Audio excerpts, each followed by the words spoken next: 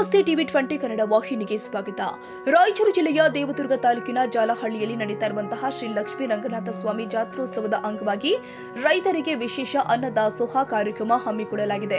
ಜಾತ್ರೆಯಲ್ಲಿ ನಡೆಯುವ ದನಗಳ ಜಾತ್ರೆಗೆ ಆಗಮಿಸುವ ಸಾವಿರಾರು ರೈತರಿಗೆ ಉಚಿತ ಊಟದ ವ್ಯವಸ್ಥೆ ಮಾಡಲಾಗಿದ್ದು, ಈ ಸೇವಾ ಕಾರ್ಯಕ್ರಮವನ್ನು ಲಕ್ಷ್ಮೀ ರಂಗನಾಥ ಸ್ವಾಮಿ ಸೇವಾ ಸಮಿತಿ, ಗೋವಿಂದ ಸೇವಾ ಸಮಿತಿ ಹಾಗೂ ಊರಿನ ಹಿರಿಯರು ಮತ್ತು ಭಕ್ತಾದಿಗಳ ಸಹಯೋಗದಲ್ಲಿ ಆಯೋಜನೆ ಮಾಡಲಾಗಿದೆ. ಕಳೆದ ಸುಮಾರು 18 ವರ್ಷಗಳಿಂದ ನಿರಂತರವಾಗಿ ನಡೀತಾ ಇರುವ ಈ ಅನ್ನದಾಸೋಹ ಕಾರ್ಯಕ್ರಮ ಜಾತಿ ಮತ ಭೇದವಿಲ್ಲದೆ ಎಲ್ಲರನ್ನ ಒಂದಾಗಿ ಸೇರಿಸುವ ಉದಾಹರಣೆಯಾಗಿದೆ. ಜಾತ್ರೆಯ ರಥೋತ್ಸವದ ಮರುದಿನದಿಂದ 5 ದಿನಗಳ ಕಾಲ ಬೆಳಗ್ಗೆಯಿಂದ ರಾತ್ರಿ 9 ಗಂಟೆಯ ತನಕ ರೈತರಿಗೆ ಉಚಿತ ಅನ್ನದಾಸೋಹ ನೀಡಲಾಗ್ತಾ ಇದೆ. ಈ ಸಂದರ್ಭದಲ್ಲಿ ಮಾತನಾಡಿದ ಭಕ್ತರು ಆದ ಶರಣು ಹುಣಸಗಿ ಅವರು, ರೈತರಿಗೆ ಸತತವಾಗಿ ಸೇವೆ ಸಲ್ಲಿಸುವ ಉದ್ದೇಶದಿಂದಾಗಿ ಈ ಕಾರ್ಯಕ್ರಮವನ್ನು ಯಶಸ್ವಿಯಾಗಿ ನಡೆಸಲಾಗ್ತಾ ಇದೆ ಎಂದಿದ್ದಾರೆ. ನಾಗರಾಜ್ ರವರು ಗ್ರಾಮಸ್ಥರ ಒಗ್ಗಟ್ಟಿನಿಂದ ನಡೀತಾ ಇರುವ ಈ ಸೇವೆ ಶ್ಲಾಘನೀಯ ಅಂತ ಅಭಿಪ್ರಾಯಪಟ್ಟಿದ್ದಾರೆ. ಬಸವರಾಜ್ ಮಂಡಲಗುಡ್ಡ ಅವರು ಪ್ರತಿ ವರ್ಷ ರೈತರಿಗಾಗಿ ಅನ್ನದಾಸೋಹ ನಡೆಸುವುದು ಮಹತ್ವದ ಸೇವಾ ಕಾರ್ಯ ಎಂದಿದ್ದಾರೆ. ಪತ್ರಕರ್ತ ಗಿರಿಯಪ್ಪ ಪೂಜಾರಿ ಅವರು, ಜಾಲಹಳ್ಳಿಯ ತಳವಾರ್ ಓಣಿಯ ರೈತರು ಈ ಕಾರ್ಯಕ್ರಮದಲ್ಲಿ ಪ್ರಮುಖ ಪಾತ್ರ ವಹಿಸ್ತಾ ಇದ್ದು, ಉತ್ತರ ಕರ್ನಾಟಕದಲ್ಲಿ ಇದು ವಿಶಿಷ್ಟ ಮಾದರಿಯಾಗಿದೆ ಎಂದಿದ್ದಾರೆ. ರಂಗನಾಥ್ ರವರು ಜಾಲಹಳ್ಳಿಯ ಎಲ್ಲ ಸಮುದಾಯದವರು ಒಂದಾಗಿ ರೈತರ ಸೇವೆ ಮಾಡುತ್ತಿರುವುದು ಸಮಾಜಕ್ಕೆ ಮಾದರಿ ಎಂದಿದ್ದಾರೆ. ಜಾಲಹಳ್ಳಿಯಲ್ಲಿ ಲಕ್ಷ್ಮೀ ರಂಗನಾಥ ಜಾತ್ರೆಯ ನಿಮಿತ್ತ ರಥೋತ್ಸವದ ಮರುದಿನದಿಂದ ಸುಮಾರು 18 ವರ್ಷಗಳಿಂದ ರೈತರಿಗೆ ಅಂದರೆ ದಂದ ಜಾತ್ರೆ, ವಿಶೇಷವಾಗಿ ಈ ಒಂದು ಜಾತ್ರೆಯ ಮರುದಿನದಿಂದ ಸುಮಾರು 42 ಹಳ್ಳಿಗಳಿಂದ ರೈತರು ತಮ್ಮ ಎತ್ತು ಕರು ದನ ಕರುಗಳನ್ನು ವ್ಯಾಪಾರಕ್ಕಾಗಿ ತಗೊಂಡು ಬರ್ತಾರೆ.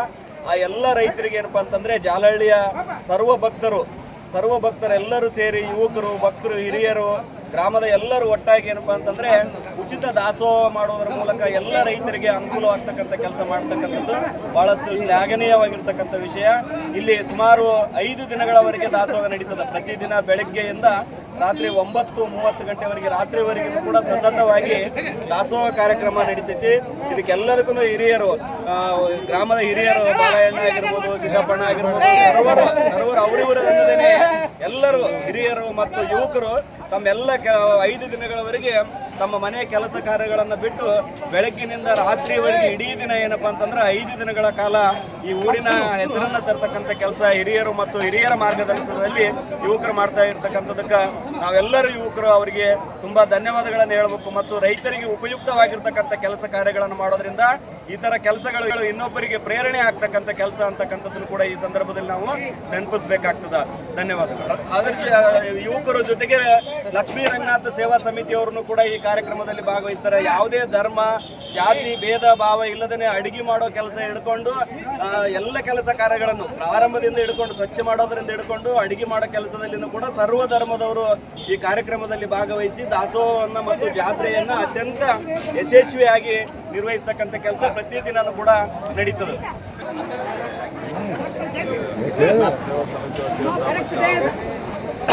ರಂಗನಾಥ ಯುವಕ ಮಂಡಳಿಯಿಂದ ಆಗಲಿ, ಸಾರ್ವಜನಿಕರಾಗಲಿ ಇಲ್ಲಿ ಅನ್ನದಾಸೋಹವನ್ನು ಚೆನ್ನಾಗಿ ನಡೆಸ್ಕೊಡ್ತಾ ಇದ್ದಾರೆ.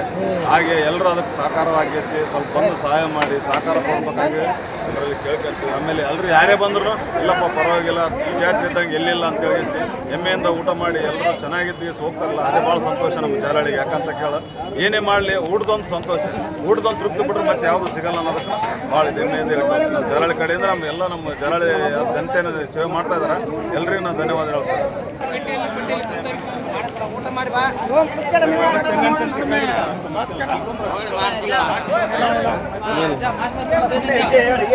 ನಿಮ್ಗೆ ಜಾತ್ರೆ ಬಗ್ಗೆ, ಇಲ್ಲಿ ದಾಸೋಹ ಮಾಡೋದ್ರ ಬಗ್ಗೆ?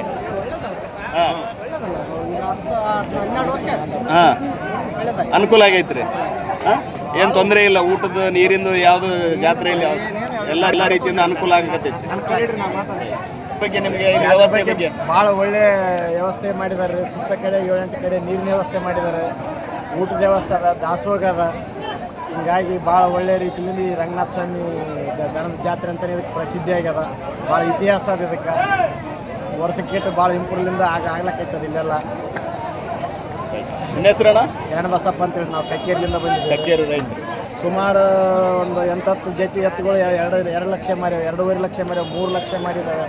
ಹಿಂಗಾಗಿ ದನಗಳ ಭಾಳ ಬೇಡಿಕೆ ಅದ. ಈ ನಮ್ಮ ಸುಗ್ಗಿ ಸ್ಟಾರ್ಟಿಂಗ್ ಆಗಕ್ಕೆ ಇದೇ ಒಂದು ಪ್ರಥಮ ಜಾತ್ರೆ ಅಂತಲೇ ಹೇಳ್ಬೋದು, ಲಾಸ್ಟ್ ಕೊನೆಯ ಜಾತ್ರೆ. ಹಿಂಗಾಗಿ ಇಲ್ಲಿಂದ ದನಗಳ ಬೇಡಿಕೆನ ಅದ. ಒಂದು ಒಳ್ಳೆ ರೀತಿಯಿಂದ ವಾತಾವರಣ ಸೃಷ್ಟಿಯಾಗ್ಯದ. ಒಳ್ಳೆ ರೀತಿಯಿಂದ ದಾಸೋಹ ಗೀಸೋಗಿ ನಡೆಸಿ ಊರಿನ ಗ್ರಾಮಸ್ಥ ಒಂದು ಒಳ್ಳೆ ಕಾರ್ಯಕ್ಕೆ ಮೆಚ್ಚುಗೆ ವ್ಯಕ್ತಪಡಿಸ್ತಾರೆ.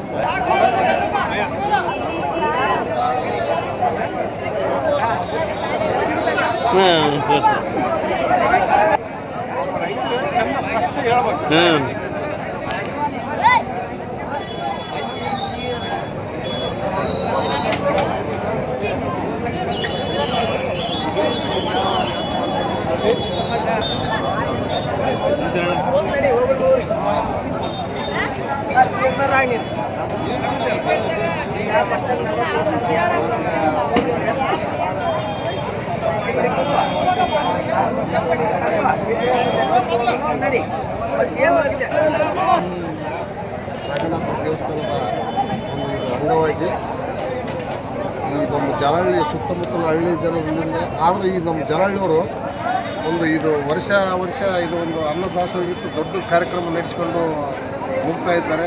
ಅವರಿಗೆ ತುಂಬ ಹೃದಯದ ಧನ್ಯವಾದಗಳು. ಹಾಗೂ ಇದೇ ರೀತಿಯಾಗಿ ವರ್ಷ ಇದೇ ರೀತಿ ನಡೀಲಿ ಅಂತೇಳಿ ನಾವು ಕೇಳ್ತಿದ್ದೀವಿ. ಯಾಕಂದರೆ ಈ ಸುತ್ತಮುತ್ತ ಹಳ್ಳಿ ಜನ ಬಂದವರಿಗೆಲ್ಲ ದಿವಸ ಊಟ ಒಂದು ಕೃಪಾ ಅಂತ ತಿಳ್ಕೊಬೋದು. ಮತ್ತು ಅದೇ ರೀತಿಯಾಗಿ ಎಲ್ಲ ಬೇಲೂರು ಇದು ಒಂದು ನಾನು ಫಸ್ಟು ನೋಡಿದಾಗ ಸ್ವೀಟ್ ಇದ್ದಿದ್ದಿಲ್ಲ, ಈಗ ಮತ್ತೆ ಸ್ವೀಟ್ ಮಾಡ್ಯಾರ.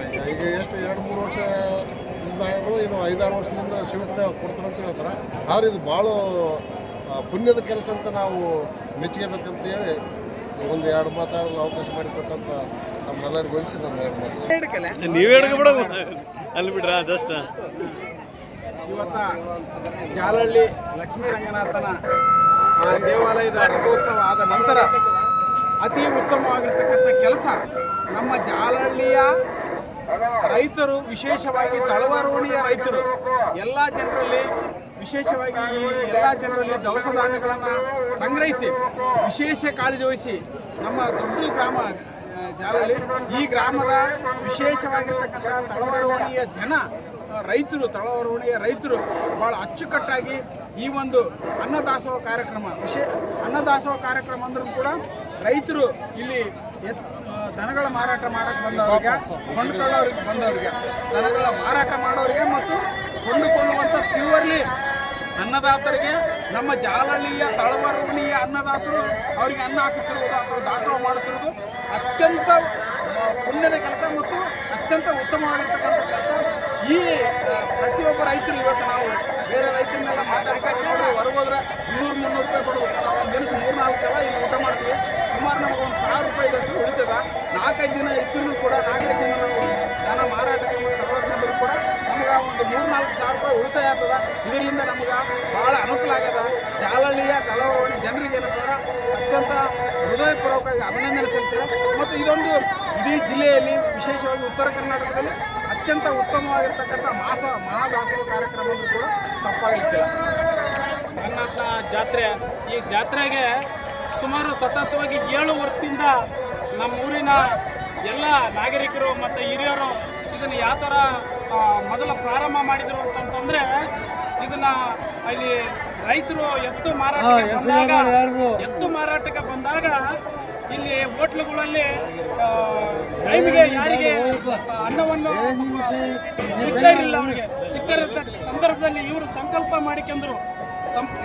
ಮಾಡಿಕೊಂಡ್ಬಿಟ್ಟು ನಮ್ಮ ಓಣಿಯ ಮತ್ತು ಎಲ್ಲ ನಮ್ಮ ಊರಿನ ನಾಗರಿಕರು 7 ವರ್ಷದಿಂದ ನಡೆಸ್ಕೊಂಡ್ಬರ್ಕತ್ತಾರ ಅಚ್ಚುಕಟ್ಟಾಗಿ.